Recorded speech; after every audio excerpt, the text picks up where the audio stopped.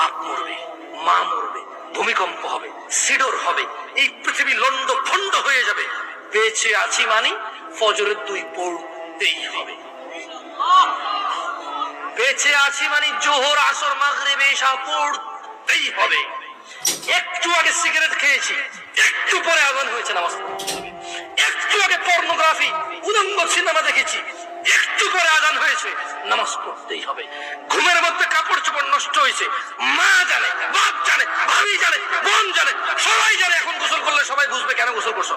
সবাই বুঝলে বুঝুক, না বুঝলে নাই। আর বুঝলেই কি না বুঝলেই কি, আমার কাপড় নষ্ট হয়েছে, গোসল আমার ফরজ হয়েছে, আমি গোসল করবো, নামাজ পড়বো। রাতে আমার ঘুম আসে নাই, বন্ধু বান্ধবের পাল্লায় পড়ে সারা রাত বসে বসে উলঙ্গ ছবি দেখেছি, যা অত্যন্ত ঘৃণিত এবং যা আমার জীবনকে তছনছ করে দেবে, যা আমার জীবনের বরকত নষ্ট করে দেবে, যা আমাকে লাঞ্ছিত অপমানিত করবে, এমন অপরাধে লিপ্ত ছিলাম। কারণ এই জানাবে বিচার যে করবে, যে জানার সাথে জড়িত, সে অপদস্থ হবেই হবে। আপনি আখিরাত তার আছে, এই একটাই অপরাধ জানাবে বিচার, একটাই অপরাধ অশ্লীলতা, যেটা শাস্তি আল্লাহ দুনিয়াতে দিয়ে দেয়। কোথায় দেয়? আখিরাতে তো আছে। সারা রাত উলঙ্গ ছবি দেখেছো, দেখে নিজের জামা কাপড় নষ্ট করেছো, অপবিত্র করেছো নিজেকে, অসুবিধা নাই। গুনাহ যা হওয়ার হয়ে গেছে, গুনাহ নিয়ে পড়ে থাকলে চলবে না। গুনাহ যা হওয়ার হয়ে গেছে, গুনাহ নিয়ে পড়ে থাকলে চলবে না।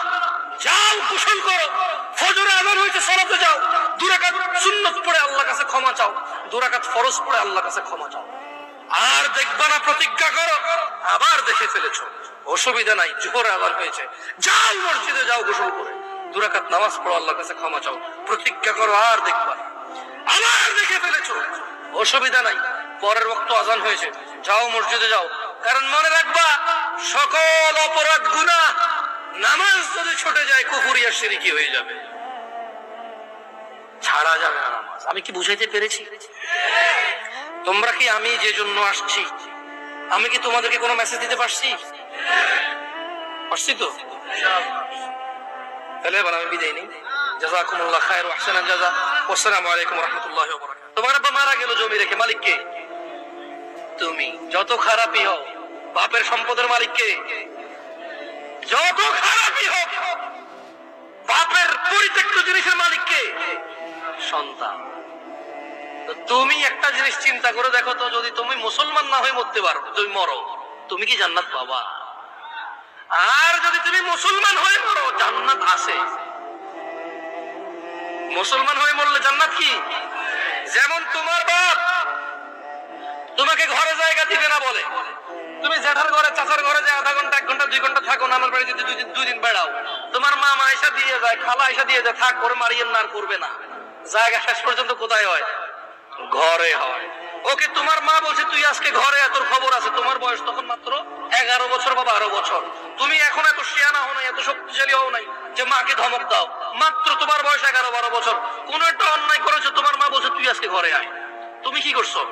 এসার পর হয়ে গেছে, দোকানের সামনে ঘোরাঘুরি করতেছো। তোমার চাচা বলছে কি রে, 8টা বাজারে তুই আজকে এখনো ঘরে যাস নাই? চাচা বুঝতে পারছে আজকে খবর আছে, কিছু একটা করছো। 8টা-9টার পরে যায় দেখে যে তোমার মাই তোমারে খুঁজতেছে। এরকম হয় না? তোমার মাই তোমারে খুঁজতেছে, যে আমগো আব্দুর রহিমের দেখছেন নি কিল্লাই, আরে এতরে কইছিলাম আজকে ঘরে এলাতে, পোলাটা তো আমার জীবনটা শেষ করে দিচ্ছে, এই সেই হ্যান তুমি যা যা করছো বলছে। বলার পরে তোমার মা কিন্তু তোমার, যখন এখনকার কথা বলছি না, তোমার মা তোমাকে চেরাগ নিয়ে চেরাগের যুগে খুঁজছে, হারিকেন নিয়ে হারিকেনের যুগে খুঁজছে, এখন মোবাইলের ফ্ল্যাশ লাইট দিয়ে তোমাকে খোঁজে। তোমার মা খোঁজে না? দেখছো, তোমার মায়ের সন্তান তুমি, অন্যায় করছো বলছে ঘরে জায়গা দিবে না, 2টা সোনা দিয়ে বাড়িও দিছে, কিন্তু আবার মাই রান্না করে খাওয়াইছে, আবার মাই ওই মায়ের দাগের মধ্যে মাই তেল মালিশ করে দিছে। মুসলমান হয়ে মরো ভাই, এই যে আগুনে জ্বলে যদি পুড়ে আল্লাহ ছাই করে দেয়, ওটাকে আল্লাহ আবার জীবনের নদীতে ধুয়ে পবিত্র করে জান্নাতে ঢুকাই দেবে। আল্লাহর হয়ে মরো, আল্লাহর হয়ে মরো, সালাত ছাড়া বিকল্প নাই। আমি কি তোমাদেরকে জাহান্নামে ফেলতে আসছি? এটাকে মনে করো আমার নিজের গ্যারান্টি আছে, আল্লাহ আমাকে আশ্রয় দিক। আমি আল্লাহর কাছে দোয়া করি, আল্লাহ আমাকে ও তোমাদেরকে ক্ষমা করে দিক। আমাকে আমার যত গুনাহ আছে, তোমাকে তোমার যত গুনাহ আছে, আমার মতো করে আমার যে যে গুনাহগুলো আছে, তোমার মতো করে তোমার যা যা গুনাহ আছে, আল্লাহ সবগুলো মাফ করে দিক। আমি দোয়া, আমরা যদি আল্লাহর বান্দা হয়ে মরতে পারি, এরপরে আমরা যখন আল্লাহর সামনে যাব বিচারের মাঠে, কোরআন সুন্নাহ অনুযায়ী, তোমাকে আবার বলতেছি, তুমি যদি কোরআন পড়ো, হাদিস পড়ো, তুমি এগুলা দেখবে, এভাবে জিনিসটা বুঝতে পারবা। তুমি যখন আমরা মরবো, হিসাবের টাইম আসবে, আল্লাহর সামনে যখন আমরা উপস্থিত হব, যখন আমরা কুফরি করব না, শিরিক করব না, যখন আমরা কি করব না, কুফরি করব না, শিরিক করব না, আল্লাহর সামনে গেলে আমাদের অনেক গুনাহ যদি থাকে, এটা আল্লাহর ক্ষমতা। আল্লাহ আমাদেরকে শাস্তি দিবে অথবা ক্ষমা করবে। আল্লাহ আমাদের শাস্তি দিবে অথবা ক্ষমা করবে। এটা কার ইখতিয়ার? সিদ্ধান্ত কার? ধরে নাও আল্লাহ আমাদেরকে ক্ষমা করে দিয়েছে, তাহলে আল্লাহ আমাদেরকে জান্নাত দিল। কি দিল?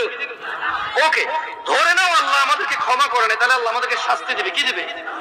কিন্তু ওই যে আমরা মুমিন মুসলমান, এই শাস্তি চিরস্থায়ী হবে না। কি হবে না? কি হবে না? ওই যে যার যে অপরাধ, চুরি করলে 6 মাস জেল, ডাকাতি করলে 1 বছর জেল, মানুষ মারলে 12 বছর যাবজ্জীবন জেল, ওই হিসেবে আমাদের অন্যায় অপরাধ অনুযায়ী শাস্তি পাবো। কি পাবো? যদিও শাস্তি বড় ভয়ঙ্কর, আল্লাহ আমাদেরকে আশ্রয় দিকা। আমি তোমাদের বলি, আবার বলি, শুনে বোঝার জন্য বলি, আমি তোমাদেরকে কি বলতে চাচ্ছি তোমরা কি বুঝতেছো ভাই? আমি বলতে চাচ্ছি অপরাধ করো, আমি মূলত বলতে চাচ্ছি তোমরা মুসলমান হয়ে মরো ভাই।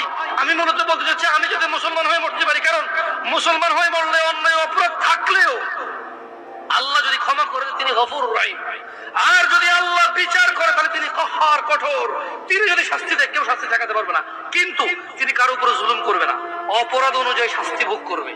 এরপরে আল্লাহকে পবিত্র করে সুন্দর করে জান্নাতে ঢুকিয়ে দেবে। আর শোনো শোনো শোনো শোনো শোনো শোনো শোনো শোনো, তোমার চাইতে ছোট জান্নাত কেউ পায় নাই। তুমি এই পৃথিবী সমান 10টা পৃথিবীর মতো জান্নাত পাবা।